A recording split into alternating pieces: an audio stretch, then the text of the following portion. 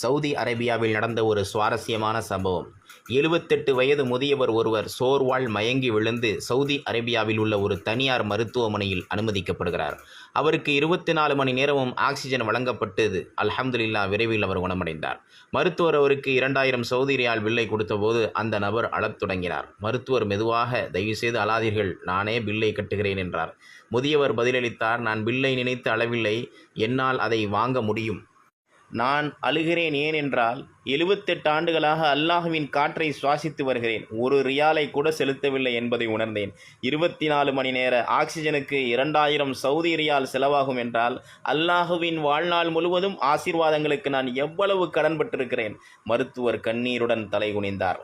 வஇன் தஊது நிஅமத்தல்லாஹி லா தஹ்சுஹா இன்னல்லாஹ கஃபூருர் ரஹீம்.